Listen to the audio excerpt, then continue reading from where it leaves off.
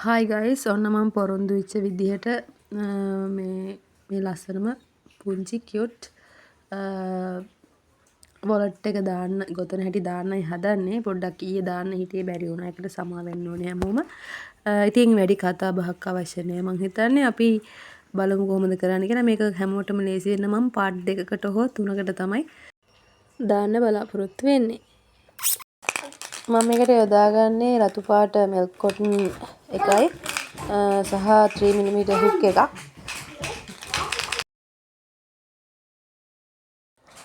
මුලින්ම අපි මැජික් රින් එක හදාගන්න ඕනේ. මේ විදිහට තමයි ඒක කරන්නේ. මැජික් රින් එක හදාගෙන ඊට පස්සේ අපි සිංගල් ක්‍රොෂේ 7ක් කරගන්න ඕනේ මැජික් රින් එක ඇතුළට.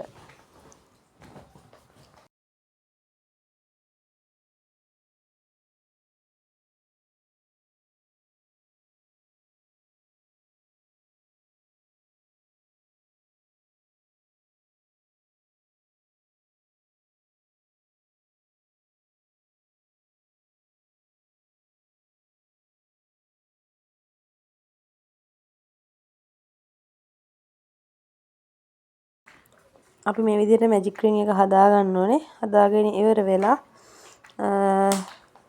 ඊළඟ ස්ටෙප් එක විදිහට අපි කරන්න ඕනේ එක ස්ටිච් එකක් ඇතුළට සිංගල් ක්‍රොෂේ දෙක ගානේ ගොතා ගන්න ඕනේ. එතකොට අපිට ටෝටල් ස්ටිච් ගාන 14ක් විදිහට හම්බ වෙනවා. අපි සාමාන්‍යයෙන් සර්කල් එකක් හදාගද්දී සර්කල් එක වැඩි කරගන්න ඉන්ක්‍රීස් කරගන්න නම් ඒ විදිහට තමයි ආරම්භය කරන්නේ. මේක සාමාන්‍යයෙන් කරන අය දන්නවා.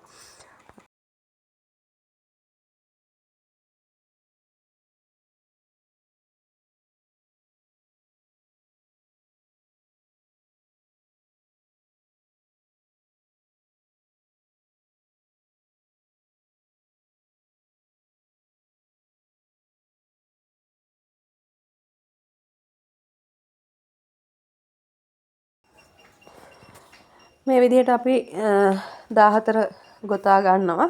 ගොතා ගත්තට පස්සේ අපි ස්ටිච් එක අයින් කරලා ඒ සර්කල් එකත් කම්ප්ලීට් කරනවා. ඊට පස්සේ චේන් එකකින් ඒක ඉවර කරනවා. ක්ලෝස් කරනවා සර්කල් එක. ඊට පස්සේ තුන්වෙනි රෝ එක විදිහට අපි කරන් යන්නේ සිංගල් ක්‍රොෂේ එකකුයි ඊළඟ ස්ටිච් එකට ඉන්ක්‍රීස් එක. ඒ කියන්නේ සිංගල් ක්‍රොෂේ දෙකකුයි. ඒ කියන්නේ 1 2 1 2 විදිහට තමයි යන්නේ. ඒ කියන්නේ එතකොට මේක අපි මුලින්ම තිබේ 14ක් තියෙනවා. ඒකේ 7ක් තනි සිංගල් ක්‍රොෂේ විදිහට ඉතිරි 7 සිංගල් ක්‍රොෂේ ඒවා දෙක ගානෙත් යනවා. එතකොට සම්පූර්ණ ස්ටිච් ගාන 21ක් විදිහට අපිට හම්බ වෙනවා.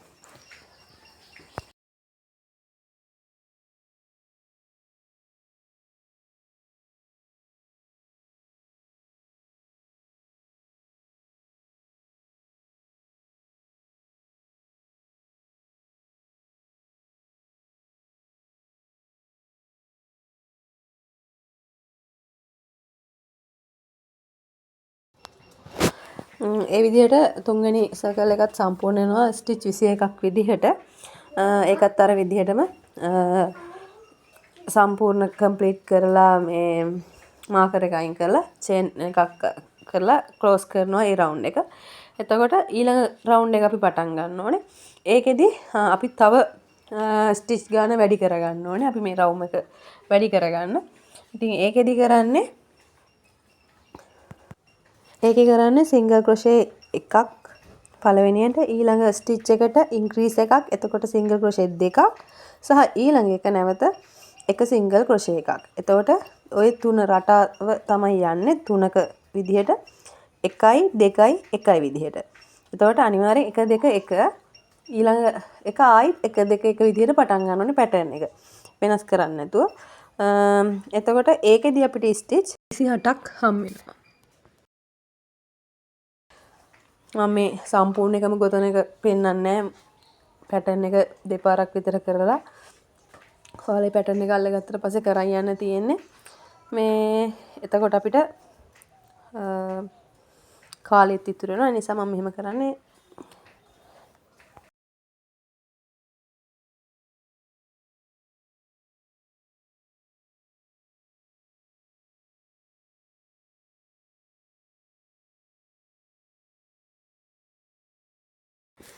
හරි ඒ රෝ එකත් ඒ විදිහට ක්ලෝස් කරනවා.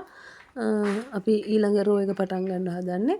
ඊළඟ රෝ එකේදී අපි තව ඉන්ක්‍රීස් එකක් කරගන්න ඕනේ. ඒකෙදී අපි මුලින්ම එක ගානේ ස්ටිච් 3ක් ගොතලා හතරවෙනි ස්ටිච් එකට ඉන්ක්‍රීස් එකක් කරනවා. ඒ කියන්නේ හතරවෙනි ස්ටිච් එකේදී දෙකක් ඒ ස්ටිච් එකට ගොතනවා. එතකොට ඒකේ පැටර්න් එක වෙන්නේ 1 1 1 2. එතකොට 1 1 1 2 විදිහට පැටර්න් එක දිගටම කරගෙන යන්න තියෙන්නේ. අපිට මේකෙදී අවසානයේදී ස්ටිච් 35ක් ඇඩ් වෙනවා. ඒ කියන්නේ අපි හැම එකකදීම හැම රෝ එකකදීම ස්ටිච් 7 ගානේ ක්‍රමානුකූලව තමයි වැඩි කරගන්නේ. එහෙම නැතුව ගොඩ වැඩි කරගන්නේ නැහැ. එතකොට රවුම ලස්සනට අපිට ඕන විදිහට එන්නේ නැහැ. ඉතින් මේ විදිහට තමයි ඊළඟ රෝ එක ඉවර කරන්නේ.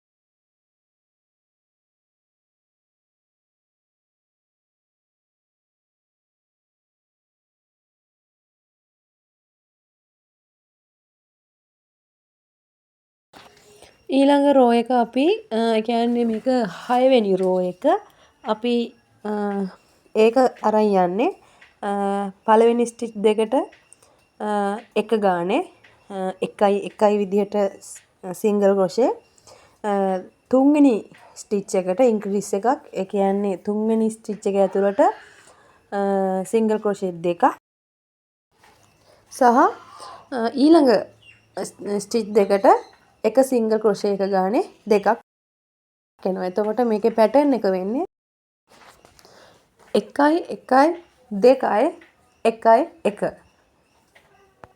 මේ පැටර්න් එක වාර 7ක් කරාම අපිට මුළු ස්ටිච් ගාන 42 දක්වා වැඩි කරගන්න පුළුවන්. එතකොට මේක තමයි 6 වෙනි රෝ එකේ පැටර්න් එක විදිහට තියෙන්නේ. එතකොට 1 1 2 1 1 පැටර්න් එක දිගටම කරන් යන්න තමයි තියෙන්නේ. හරිම ලේසි.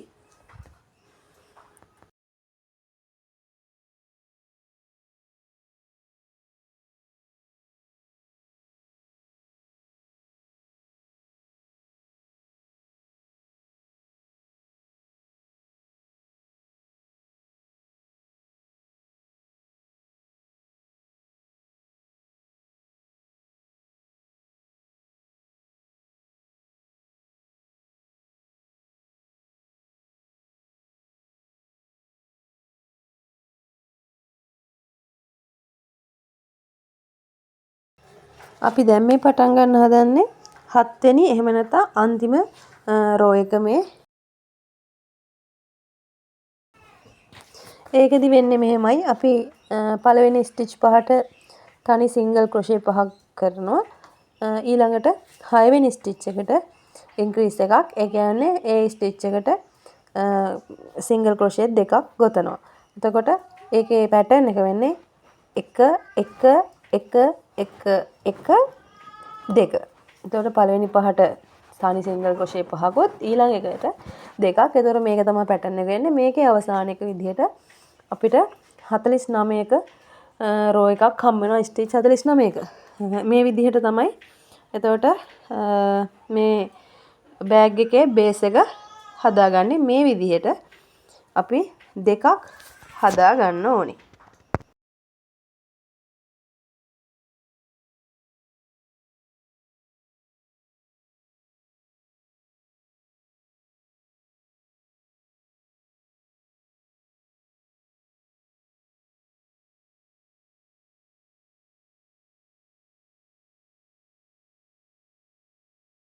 මේ විදිහේ රවුන්ඩ් දෙකක් හදාගත්තයින් පස්සේ ඒ කියන්නේ බෑග් එකේ බේස් එක හැදෙනවා.